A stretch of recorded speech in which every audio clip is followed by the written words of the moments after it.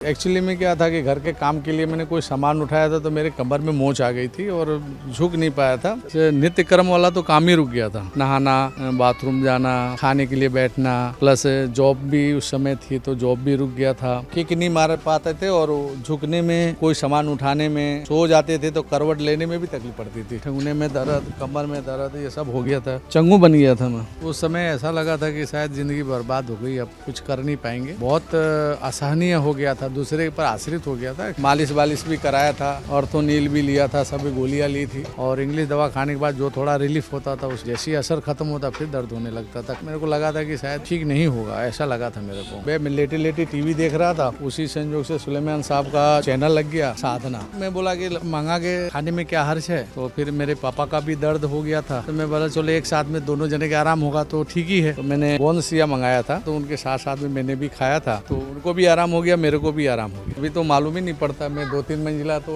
कम से कम 4-5 बार तो आना जाना हो ही जाता, कोई गिनती नहीं रहती है कितनी बार आना जाना। कभी चाय देना, कभी सामान देखने, कभी मजदूरों को देखने। गोंद सिया 1.5-2 महीना खाया, 3 साल से हुआ ही नहीं और लगता ही नहीं कि मैं भूल गया हूँ कि कमर में दर्द भी था। 30-35 किलो का आता है ये अपना आटा या चावल, गेहूँ, तो ये उठा सकता हूँ, कोई तकलीफ नहीं, आराम से उठा लेता हूँ। ऐसे भी ले लूँगा, ऐसे कम से कम ये 15 से 20 किलो होगा ही। मैं तो ये बोलूँगा कि सबको लेना चाहिए, जिसको भी दर्द है ट्राई करना चाहिए। मैंने तो तुरंत ले लिया था, तुरंत मंगा लिया था तो तुरंत कवर कर गया ये।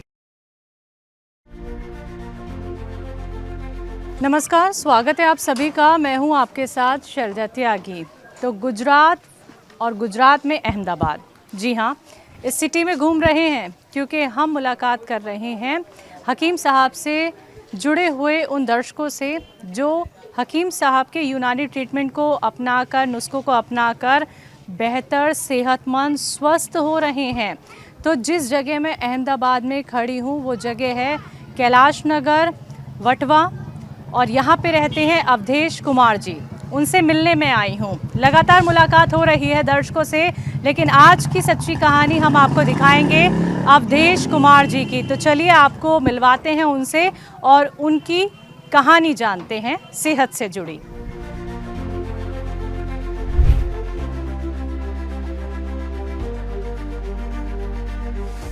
नमस्ते सर। नमस्ते जी। अवधेश जी कैसे हैं? बहुत बढ़िया सर। आप ऐसे मौके पे आए जहाँ मैं घर बनवा रहा हूँ और आपका तो क्या बोले, आइए अब थोड़ा बाहरी बात करते। बिल्कुल, देखिए मुझे भी लग रहा है कि घर में काम चालू है, मजदूर लगे हुए हैं। अरे जी, अस्त व्यस्त है। ऊपर भी जगह नहीं है क्या? नहीं, ऊपर आप नहीं जा पाएंगे, सब मजदूर काम कर रहे हैं ना।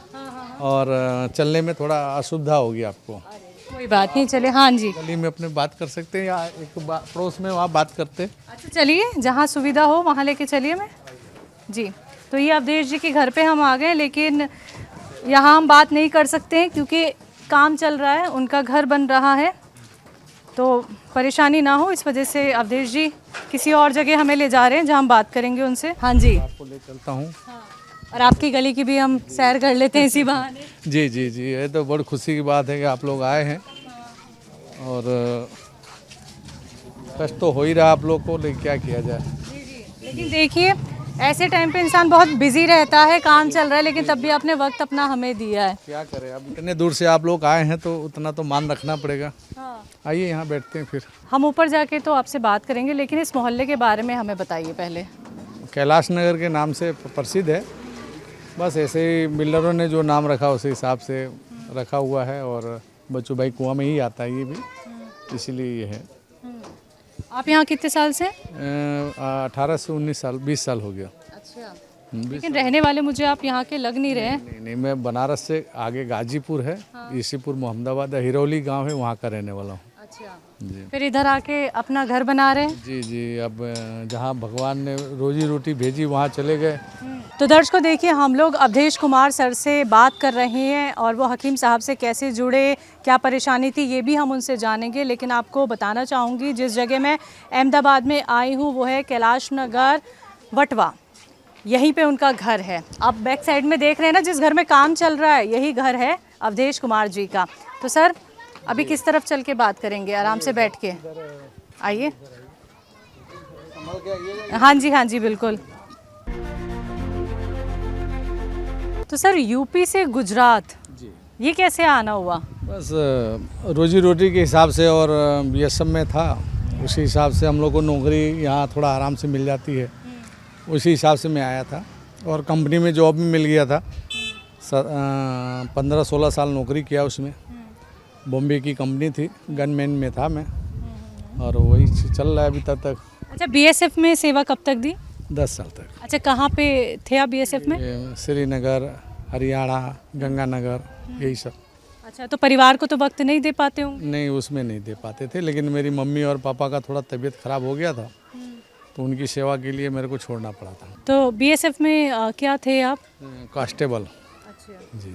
और अभी आपने कहा कि अभी मैं कंपनी में भी काम कर रहा हूँ, तो वहाँ क्या काम कर रहे हैं? ये वॉचमैन का ही है, वो भी सरकारी कंपनी है। कितने सालों से ये वॉचमैन का काम कर रहे हैं? अभी तो समझिए कि 2 साल हुआ, अच्छा। कोरोना के बाद से। तो यानी आपने बीएसएफ में भी काम किया, उसके बाद आप गार्ड की भी जॉब कर रहे हैं, ठीक है। अच्छा सर, मुझे ये बताएं कि मैं ना यहाँ पे पतंगे उड़ती बहुत देख रही हूँ, कोई फेस्टिवल है क्या यहाँ पे? नहीं, यहाँ पे उत्तरायण बोलते हैं अपने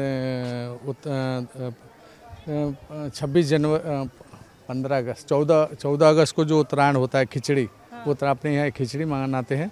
यहाँ पे लोग काइट फेस्टिवल मनाते हैं, उसके हिसाब से लोग पतंग उड़ाते हैं यहाँ पे। जी, वो पतंग का बहुत यहाँ चलन है। हमारे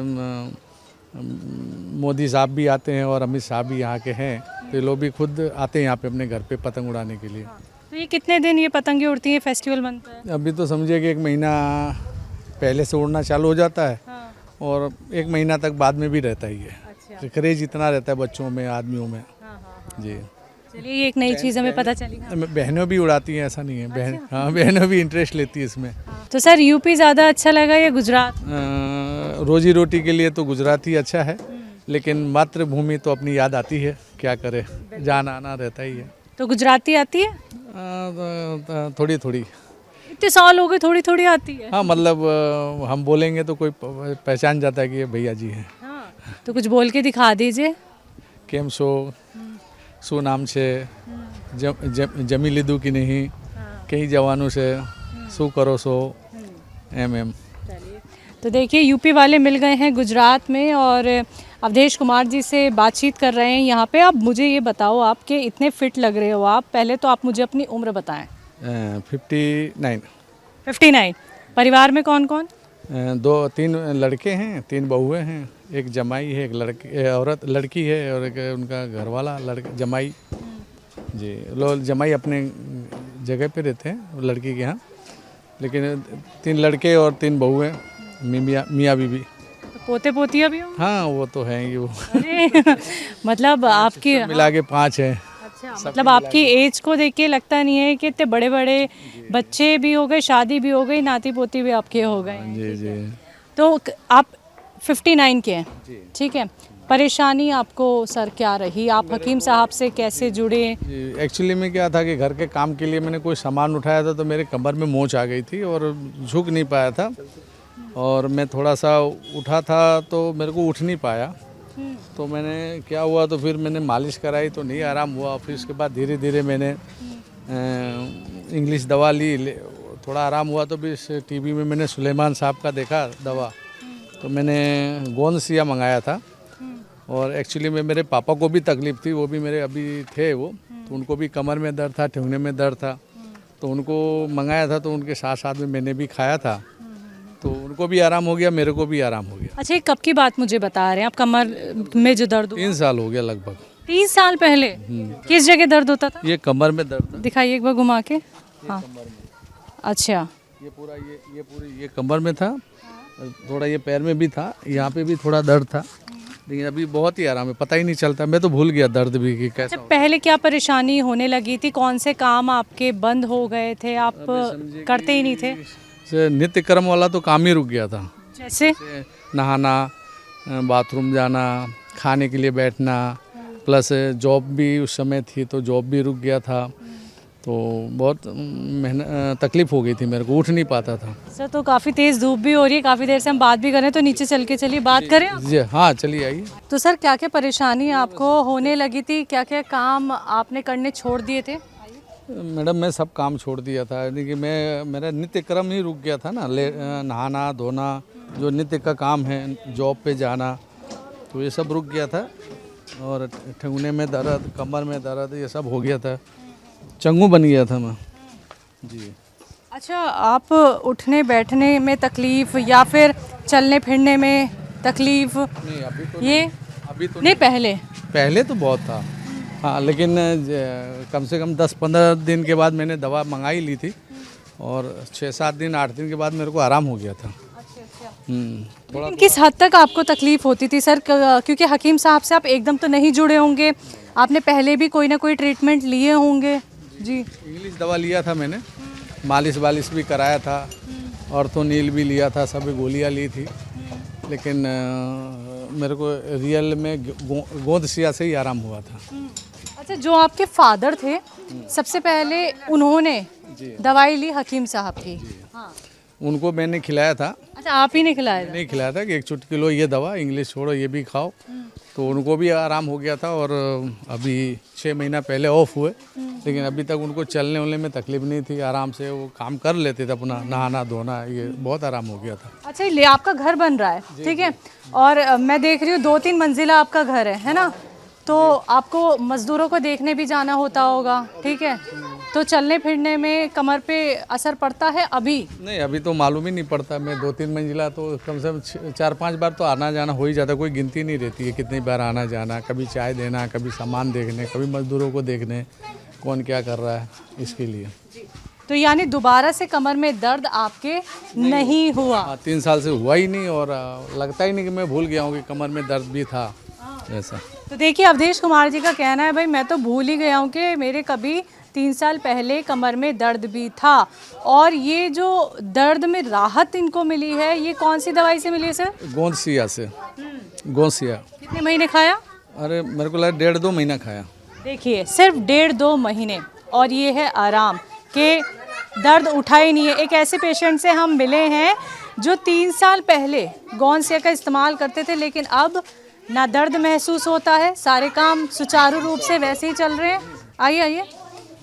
और किसी भी तरीके की कोई मेडिसिन अब लेते हैं आप? नहीं अब कोई नहीं लेता हूँ। अच्छा। कोई नहीं। कोई स्वास्थ्य संबंधी परेशानी इस वक्त? नहीं कुछ भी नहीं है। कुछ भी नहीं? नहीं। अरे वाह, देखिए, कोई भी स्वास्थ्य संबंधी परेशानी नहीं।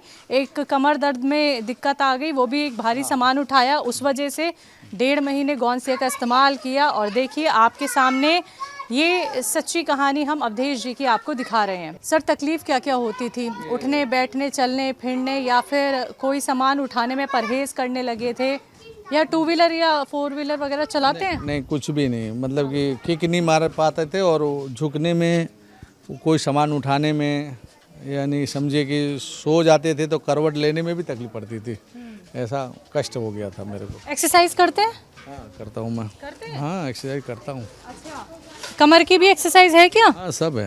अच्छा, कहाँ करके दिखाएंगे? मुझे एक्सरसाइज देखनी है सर, बताइए। आप ही अपने हिसाब से जगह निर्धारित कर लीजिए, हम वहीं पे एक्सरसाइज देखेंगे। यहीं दिखा देते और क्या exercise? क्या बात कही है? हाँ यहीं कर देते ऐसे। ये देखिए, ये उठना बैठना, हाँ, और कमर वाला जो हल्का फुल्का ऐसे। ये देखिए, पैरों की एक्सरसाइज, उठना बैठना दिखा दिया, और दंड बैठक हो गई, ठीक है। और पैरों की एक एक्सरसाइज करते हैं? हाँ नीचे गंदा है, नहीं तो मैडम बता देता। हाँ, पुशअप मार लेते हैं सर? सब मार लेते। है। ये देखिए आपके सामने अवधेश कुमार जी, जिन्हें आराम हुआ गोंद सिया से। जी, पहले ये सब कर पा रहे थे सर? नहीं वो समय पहले तो करते ही थे, लेकिन अब जब दर्द हुआ तो फिर तो उठना बैठना ही मुश्किल हो गया था, नहाना धोना मुश्किल हो गया था जी। तो बिल्कुल आपने सारे काम छोड़ दिए थे कि तकलीफ और ना बढ़ जाए, है ना? 2 महीना भी मेरे को आराम हो गया था। तो सर, अभी जो मैं देख रही हूँ आपकी सिचुएशन, तो ये हम समझ पा रहे हैं कि गोंद सिया छोड़ा जा सकता है, आपको आराम अगर मिल जाए, और आपको ये दोबारा तकलीफ नहीं होगी। नहीं हुई नहीं तो फिर होगी किस लिए खाने का। हाँ। अच्छा, ये आप अनुभव अपना शेयर कर रहे हैं हमारे साथ? जी ये तो लेने जैसा है। बिल्कुल, देख लीजिए, सोच लीजिए, अगर जरा सा भी दर्द होता है बता सकते हैं आप हमें? नहीं दर्द तो नहीं है। नहीं है। नहीं आराम है मेरे को, कोई दिक्कत नहीं है। सर जब आप हकीम साहब से नहीं जुड़े थे, आपने बहुत सारे ट्रीटमेंट करा लिए थे, ठीक है, आपको आराम नहीं मिल पा रहा था, आपके निजी काम सारे रुक गए थे, उठना बैठना हो, खुद से नहाना तक आपका रुक गया था, तो फिर क्या सोचते थे आप, कहाँ इलाज मिलेगा, कैसे ठीक होगा? उम्र भी अभी ज़्यादा नहीं है, अभी तो बहुत काम करने हैं। अभी तो बहुत बाकी काम है। उस समय क्या था कि बेड रेस्ट ही हो गया था, डॉक्टर बोलते थे कुछ उठाना नहीं, झुकना नहीं, आप और आप जो है मैं लेटे लेटे टीवी देख रहा था। उसी संयोग से सुलेमान साहब का जो है मेरे को चैनल लग गया, आस्था और साधने में मैंने देखा, तो उन्होंने कमर दर्द और इसके लिए बताया था। तो मैंने बोला कि तकलीफ़ तो है ही, और इंग्लिश दवा खाता था तो अपने नित्य कर्म हो जाता था। तो उस हिसाब से मैंने जो है मैं बोला कि मंगा के खाने में क्या हर्ज है। तो फिर मेरे पापा का भी दर्द हो गया था, तो मैं बोला चलो एक साथ में दोनों जने के आराम होगा तो ठीक ही है। मंगाया तो उनको भी आराम हो गया था, मेरे को भी आराम हो गया था। अवधेश सर, क्या याद आता है उस वक्त जब आपको तकलीफ़ बहुत ज़्यादा थी? अगर वो तकलीफ़ बरकरार रहती तो आज आप क्या कुछ काम नहीं कर पाते? मतलब सोचते तो होंगे, विचार तो कुछ ना कुछ आते होंगे। उस समय ऐसा लगा था कि शायद ज़िंदगी बर्बाद हो गई, अब कुछ कर नहीं पाएंगे। लेकिन ये था कि बहुत असहनीय हो गया था, दूसरे पर आश्रित हो गया था कि इंग्लिश दवा खाते थे, और इंग्लिश दवा खाने के बाद जो थोड़ा रिलीफ होता था उसमें अपना नहाना धोना या लेटरिन बाथरूम प्लस अपनी ऐसा फिर दर्द होने लगता था। जैसे ही असर ख़त्म होता फिर दर्द होने लगता था, करवट लेने में भी और उठने बैठने में भी तकलीफ़ होती थी। कभी मैंने नहीं सोचा था, मेरे को लगा था कि शायद ठीक नहीं होगा, ऐसा लगा था मेरे को। लेकिन अब देखिए, काम करवा रहे हैं आप मज़दूरों से, ऐसे ही नहीं बनता है घर। हम मज़दूरों को काम तो दे देते हैं, लेकिन खुद भी हम बहुत सारा सामान उठा के ले जाते हैं, क्योंकि अपने घर की जिम्मेदारी खुद ही होती है। अगर ये तकलीफ़ बरकरार रहती तो क्या आप अपना घर बनवा पाते? नहीं, कभी नहीं बनवा पाते। लड़कों के भरोसे रहता, फिर बच्चे तो बच्चे अपने काम कर रहे हैं, फिर थोड़ा मेरे को ही ज़्यादा देखना होता है, और कम से कम 6-7 घंटा तो इनके साथ रहना ही पड़ता है। प्लस ऊपर नीचे आना जाना, 2 मालिया बन रहा है, तो इसमें थोड़ा इनके नहीं जाने से फिर ये लोग लापरवाह हो जाते हैं। अच्छा, आपके पास गौनसिया है? हाँ, उसकी डिब्बी पड़ी है मेरे पास। कभी मंगवा लीजिए जरा। थोड़ा लाना बेटा। तो यही वो जी, यही गौसिया है, यही मंगाया था। दिखाइए, खोलिए इसे। तो ये थोड़ी बची है। कितना लेते हैं? बस चुटकी में, इतना चुटकी में जितना आ जाए इतना पानी में डाल दिया, चाहे जीभ में डाल दिया। तो कड़वा, जीभ में डाल देता तो कड़वा लगता था, फिर कई गिलास पानी पीना पड़ता था। अभी क्या गिलास में डाल लिया, चाहे दूध में डाल के फेंट के पी के पता ही नहीं चलता। अभी लेते हैं गौनसिया? नहीं, अभी तो कोई जरूरत ही नहीं ना। अरे वाह, मतलब आपके पास रखा हुआ है, आपको ज़रूरत नहीं है बस। आगे बाई चांस कभी कोई तकलीफ पड़े तो काम आएगी। एक अहम सवाल करना चाहूँगी, आप बीएसएफ से आप रिटायर हो गए, उसके बाद आप अभी गार्ड की जॉब कर रहे हैं, तो बैठ के खड़े रह के बहुत देर का गार्ड का काम होता है, तो कभी महसूस हुआ दर्द? नहीं, कभी ऐसा महसूस नहीं हुआ। और बैठने के लिए भी समय हमको मिलता है, चाहे जितना बैठे, घूमें फिरें, दौड़ना भी होता है, कभी कहीं चलना भी होता है, तो सब पता ही नहीं चलता। तो कितने महीने आपने गौनसिया लिया था? 1.5 से 2 महीना तक। 1.5 से 2 महीने। गौनसिया को लेके हकीम साहब के लिए कहेंगे कुछ? जी, मैं तो ये बोलूँगा कि भगवान उनको लंबी उम्र दे, और ऐसे हमारे जैसों को रोग से मुक्त करें, और वो लोगों की आशीर्वाद और लें वो। तो गौनसिया जैसी जड़ी बूटी के लिए आप क्या कहेंगे, जिसकी ज़रूरत आपको सिर्फ 1.5-2 महीने पड़ी, उसके बाद आप ठीक रहे? मैं तो ये बोलूँगा कि सबको लेना चाहिए, जिसको भी दर्द है उसको लेना ही चाहिए, ट्राई करना चाहिए। थोड़ा जल्दी, थोड़ा लेट, थोड़ा जल्दी, जो बहुत ज़्यादा पूरा, मैंने तो तुरंत ले लिया था। दर्द हुआ और टीवी में दिख गया तो मैंने मंगा लिया था। यदि मैं यही 1-2 साल के बाद लेता तो हो सकता है कि मेरे को 2-3 महीना लगे, 6 महीना लगे, तो क्या तुरंत मंगा लिया था तो तुरंत कवर कर गया ये। तो मैं तो देर नहीं किया? देर नहीं किया। वो तो एक्चुअली में मैं अपने पापा के लिए मंगाया था, तो वो तो खा ही रहे थे, तो फिर मैंने भी चालू कर दिया कि चलो खा ही लेते हैं। तो वो बच भी गया और वो ठीक भी हो गया और मैं भी ठीक ही हो गया। देख ही रहे हैं, मैं हर चीज़ कर ही रहा हूँ मैं। अच्छा, पहले आपको वज़न की वजह से ही दिक्कत परेशानी हुई थी सर कमर में, लेकिन अभी जो आप सेहतमंद हुए हैं, कुछ कहेंगे हम कि ये वज़न उठा लीजिए तो उठा पाएंगे, और कितना किलो का वज़न उठा सकते हैं? वही समझे 30-35 किलो का आता है ये अपना आटा या चावल गेहूँ, तो ये उठा सकता हूँ मैं। उठा लेंगे? तो सर घर में तो काम चल रहा है, भारी सामान भी काफ़ी होंगे, तो दिखाइए हमें कि अभी कितना भारी सामान आप उठा लेते हैं, जितना आपको कंफर्टेबल लगे, है ना? चलें फिर उधर की तरफ, आइए। आइए, आपको मैं मजदूर लोग ईंटें भरे हुए हैं बोरी का, कम से कम 8 या 10 होंगे ईंटें, मैं उठा के आपको दिखाता हूँ। ये कौन सी है मुझे दीजिए। हाँ जी, ये देखिए। हाँ हाँ, एक सेकेंड बताइए। हाँ, कोई तकलीफ नहीं, आराम से उठा लेता हूँ। ऐसे भी ले लूँगा, ऐसे। ये कितना किलो होगा? अभी कम से कम ये 15 से 20 किलो होगा ही। और कंधे पे भी आपने रख लिया। हाँ, कहीं भी लेके जा सकता हूँ। वो तो हो ही गई है, लेकिन अब ले जा सकता हूँ। नहीं, उम्र कौन कहेगा कि उम्र हो गई है अभी, अभी तो आप ठीक हुए हैं सर। सुलेमान साहब का आशीर्वाद है। तो सर गौनसिया खाने से पहले आप ये सोच सकते थे कि आप कभी सामान भारी उठा पाएंगे? नहीं, वो तो ज़िंदगी लग रहा था कि कंडम हो गई है, कंडम मतलब कि बेकार हो गई है, कोई काम लायक ही नहीं रहे। अब वो अपना शरीर ही भारी हो गया था, ऐसा हो गया था। तो देखिए ये तकलीफ़ आप ही समझ सकते हैं, शरीर भारी होना, ज़िंदगी बोझिल हो जाना। और अवधेश कुमार सर, अच्छा लग रहा है आपसे बात करके और आपसे मुलाकात करके हमें बहुत खुशी हुई। तो ये देखिए आप, ये जो कहानी दिखा रहे हैं ना हम आपको, ये इनको जो तकलीफ़ कमर में रही, आज अपना घर बनवा रहे हैं। 5-6 चक्कर ये कई सीढ़ियों की लगा लेते हैं, और ख़ुद देखिए अभी ईंटें उठा के लाए हैं। तो ये आराम गौंदसिया खाने के बाद अवधेश कुमार जी को आया है। तो मैं आप सभी को बताना चाहूँगी, जहाँ पे मैं इनसे मुलाकात करने आई वो जगह वटवा, कैलाश नगर, और यहाँ पे हमने बात की अवधेश सर से, जाना इनकी सेहत का हाल, सेहत का राज। आप भी इनकी तरह ठीक हो सकते हैं, बेहतर हो सकते हैं, बस हिम्मत रखिए, हौसला रखिए। तो अवधेश सर, आपका बहुत बहुत शुक्रिया हमसे बात करने के लिए, मुलाकात करने के लिए, अपना वक्त इतना कीमती देने के लिए। Thank you madam, thank you madam. आप लोग आए, यही हमारे लिए भाग्य की बात है। हम तो कभी सोचा ही नहीं था कि आप लोग आएंगे और सुलेमान साहब से बात होगी। जी बिल्कुल, देखिए घर घर जा रहे हैं और जान रहे हैं कि हकीम साहब से जितने भी पेशेंट जुड़े हैं वो कितने अच्छे हो रहे हैं। बिल्कुल। तो दर्शकों, आज के इस प्रोग्राम में बस इतना ही। मुझे दीजिए इजाज़त। नमस्कार।